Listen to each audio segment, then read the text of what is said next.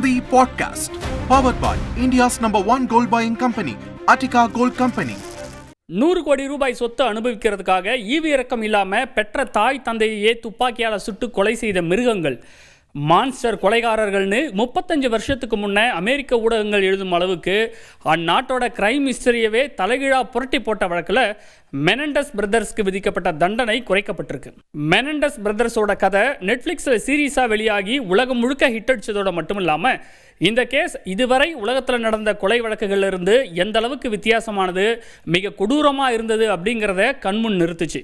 அப்படி மெனண்டஸ் பிரதர்ஸ் செஞ்ச குற்றம் தான் என்ன, ஏன் அவங்களுக்கு பரோலில் கூட வெளிவர முடியாத அளவுக்கு ஆயுள் தண்டனை விதிக்கப்பட்டது, இப்போ ஏன் மறுபடியும் தீர்ப்பு மாற்றி கொடுக்கப்பட்டதுங்கிற பற்றி தான் இந்த பாட்காஸ்ட் பகுதியில் பார்க்கவிருக்கிறோம். வழங்குவதற்காக நான் ரஞ்சித். 1989 மல்டி மில்லியனர்கள் மட்டுமே வசிக்கக்கூடிய கலிஃபோர்னியாவின் பெவர்லி ஹில்ஸ் பகுதியைச் சேர்ந்தவர் தொழிலதிபர் ஜோஸ் மெனண்டஸ் கிட்டி தம்பதி. இவங்களுக்கு 2 ஆண் பிள்ளைகள். சுமார் 117 கோடி ரூபாய் பரம்பரை சொத்துக்கு இரட்டை சகோதரர்கள் மட்டுமே ஒரே வாரிசு.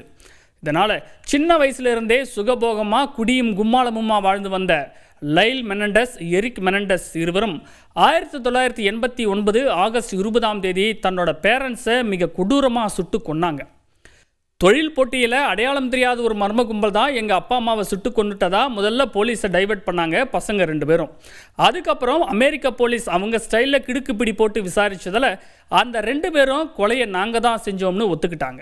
லைல் மற்றும் எரிக் மெனண்டஸ் 2 பேரையும் கைது செஞ்ச பெவர்லி ஹில்ஸ் போலீஸ் 100 கோடி ரூபாய் மதிப்புள்ள பரம்பரை சொத்தை தங்கள் இஷ்டத்துக்கு அனுபவிக்க பேரண்ட்ஸ் இடைஞ்சலாக இருந்ததுனால மகன்கள் கண்மூடித்தனமாக சுட்டு கொண்டதா கோர்ட்டில் குற்றப்பத்திரிகையும் தாக்கல் செஞ்சாங்க. லாஸ் ஏஞ்சல்ஸ் நீதிமன்றத்தில் 7 ஆண்டுகள் நடந்த வழக்கோட முடிவில் கோடீஸ்வர குடும்பத்தைச் சேர்ந்த அண்ணன் தம்பி 2 பேருக்கும் ஆயுள் தண்டனை கூடவே 50 ஆண்டுகளுக்கு பரோல் கிடையாதுன்னு தீர்ப்பளிக்கப்பட்டுச்சு.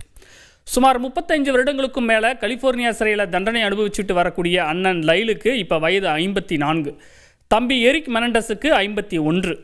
சுமார் 18-20 வயசில் ஜெயிலுக்கு போய் கிட்டத்தட்ட தங்கள் வாழ்க்கை முழுவதையுமே 2 பேரும் ஜெயிலையே தொலைச்சிட்டாங்கன்னு தான் சொல்லணும்.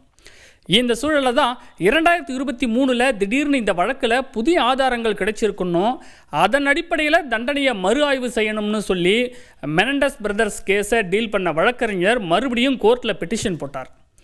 மெனண்டஸ் சகோதரர்களின் அப்பாவான ஜோஸ் என்ரிக் மிகவும் கொடூர குணம் படைத்தவர்னோ, அவர் தன்னோட மகன்களை அடித்து உதச்சி கொடுமைப்படுத்தினது மட்டும் இல்லாமல் பாலியல் வன்கொடுமை செஞ்சதாகவும், இதையெல்லாம் தாங்க முடியாமல் தான் 2 பேரும் பேரண்ட்ஸை சுட்டு கொண்டாங்கன்னும் வாதங்களை முன்வச்சார்.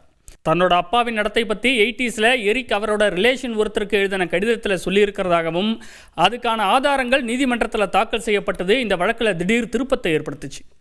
இதே மாதிரி முன்னாள் பாப் பாடகர் ராய் ராசல் அப்படிங்கிறவரும் 1980களில் ஜார்ஜ் மெனண்டஸ் போதைப் பொருளை கொடுத்து தன்னை 2 முறை பலாத்காரம் செஞ்சார், இதை நானே கோர்ட்டுக்கு வந்து நேரில் சாட்சி சொல்வேன்னு சொன்னது இந்த கேஸ் வேற ஒரு திசையை நோக்கி பயணிக்க ஆரம்பிச்சது.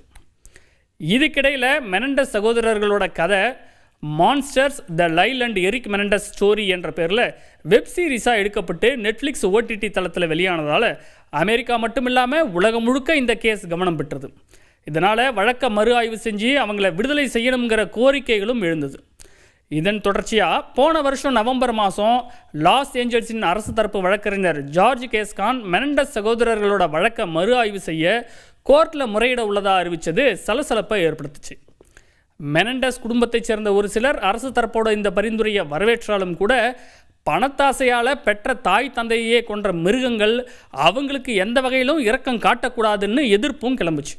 அதே நேரம் அப்போ அமெரிக்க அதிபர் தேர்தலுக்கு கொஞ்ச நாட்களே இருந்ததால் லாஸ் ஏஞ்சல்ஸ் டிஸ்ட்ரிக்ட் அட்டார்னி எலெக்ஷனில் மறுபடியும் போட்டியிடக்கூடிய ஜார்ஜ் கேஸ்கான் தன்னோட செல்வாக்கை பெருக்கிக்கத்தான் மீடியா வெளிச்சம் இருக்கக்கூடிய பிரபலமான வழக்கை கையில் எடுத்திருக்காருனோ, நீதியை குழி தோண்டி புதைச்சிட்டு குற்றவாளிகளுக்கு சலுகை காட்டுவதாகவும் விமர்சனங்கள் முன்வைக்கப்பட்டது. இதன் தொடர்ச்சியாக லாஸ் ஏஞ்சல்ஸ் டிஸ்ட்ரிக்ட் அட்டார்னியாக நாதன் ஹாக்மேன் தேர்வு செய்யப்பட்டார். அவர் இந்த வழக்கில் மறு விசாரணைக்கு நான் சப்போர்ட் பண்ண மாட்டேன்னு எதிர்ப்பு தெரிவித்ததால் பின்னடைவு ஏற்பட்டது.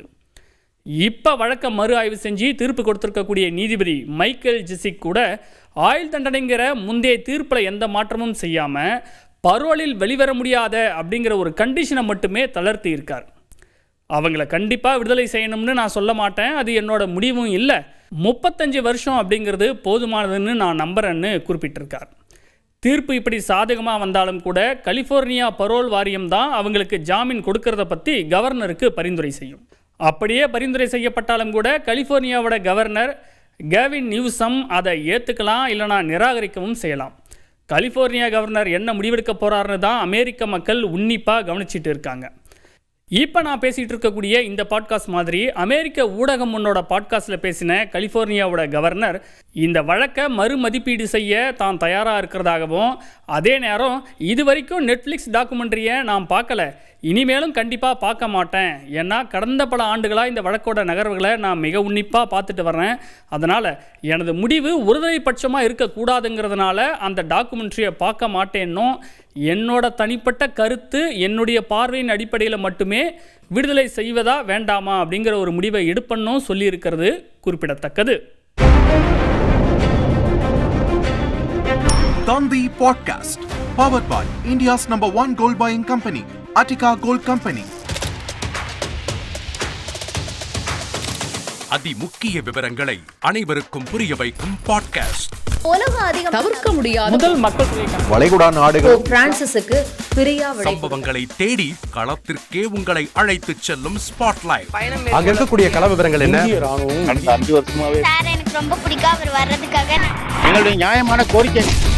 Even at the cost of stopping. பார்வையாளர்களையும் செய்திக்குள் பங்கெடுக்க செய்யும் மக்கள் குரல். 50 ரூபாய் எங்களுக்கு தண்ணிக்கு ஒரு தீர்வே இல்லைங்க 10 வருஷமா.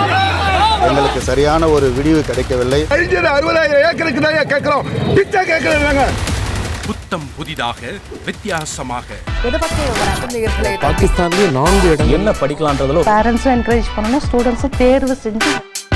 எனக்கும் சீமானனுக்கும் பெரிய வித்தியாசம் இல்லைங்க. ஒரு பாயிண்டா சொல்லணும். உங்களுக்கான தலைவர்களை பொழுதுபோக்கு தளத்தில் தேடாதீர்கள், போராட்ட களத்தில் தேடுங்கள். அனைத்தும் உங்களுக்காக. எப்போதும் இணைந்திருங்கள் தந்தி டிவியுடன். யுக்ரைனில் ரஷ்யா நடத்திய ஏவுகணை தாக்குதலில் 3 பேர் உயிரிழந்தனர். யுக்ரைனின் வடகிழக்கு நகரமான சுமியில் தொழில் வளாகத்தை குறிவைத்து நடத்தப்பட்ட தாக்குதலில் 3 பேர் கொல்லப்பட்டதாக கவர்னர் ஓலே அரிஹோரோ தனது முகநூல் பக்கத்தில் தெரிவித்துள்ளார். இந்த தாக்குதலை தொடர்ந்து அவசர சேவை குழுவினர் தீயை அணைக்க நடவடிக்கை மேற்கொண்டதுடன் இடிபாடுகளையும் அகற்றினர்.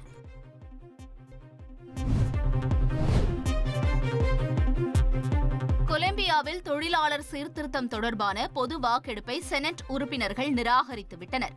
தொழிலாளர் பணி நேரம், ஊதியம் உள்ளிட்ட அம்சங்கள் அடங்கிய சீர்திருத்தங்களுக்காக 12 கேள்விகள் அடங்கிய பொது வாக்கெடுப்புக்கு அதிபர் கஸ்டேவோ பெட்ரோ நடவடிக்கை மேற்கொண்டார். இதுகுறித்து அந்நாட்டு நாடாளுமன்றத்தில் நடந்த வாக்கெடுப்பில் 49 செனட் உறுப்பினர்கள் எதிராகவும் 47 பேர் ஆதரவாகவும் வாக்களித்ததாக தெரிவிக்கப்பட்டுள்ளது. இதனிடையே ஏற்கனவே நிராகரிக்கப்பட்ட மசோதா மீதான விவாதத்தை மீண்டும் தொடங்க செனட் முடிவு செய்துள்ளதாக கூறப்படுகிறது.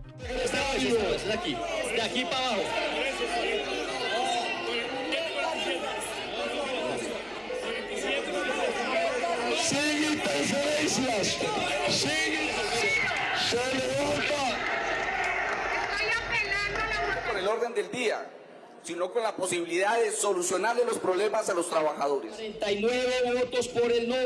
Consecuencia. Hay que resolver.